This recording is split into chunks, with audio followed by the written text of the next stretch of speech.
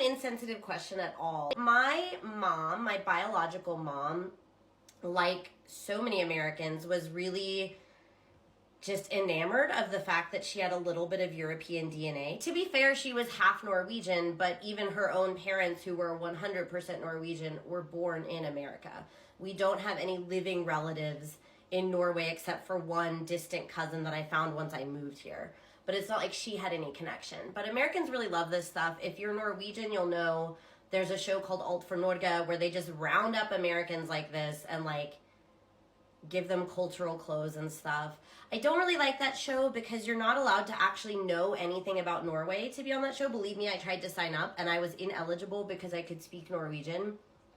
And as somebody who was sort of put in a situation and made to learn about Norwegian language and culture, I kind of bristle at people. If you can't tell by this account, I want people to actually know about the culture they're interested in and not assume that their DNA makes a difference.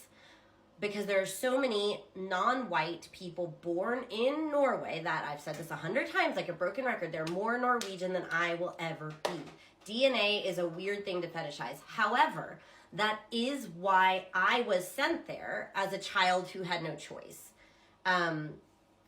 And it ended up being a big part of my story. I think I'll cover this a little bit in another video, but my biological mom was abusive. She had Munchausen by proxy, so if you can go Google that. My daughter's in the room, so I'm not going to explain it right now, but that is a type of abuse that the abuse victim might not realize is happening to them in their childhood. So that was my situation.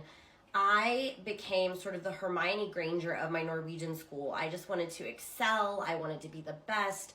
My whole childhood, I thought that what I loved was Norwegian language and culture. To this day, you can see some of my old videos. I'm very sensitive about my Norwegian not being perfect. And once I moved here, Norwegians would be kind of curious about that. Like, why do you care so much about your Norwegian being perfect? And this led me to reflect, like, I think I assumed what I liked was Norwegian language and culture. What I really liked was being safe and fed. So for me, Norwegian school became this safe haven, and it's why I threw myself into my studies so much. So for me, the school was a really vital part of my upbringing and my story.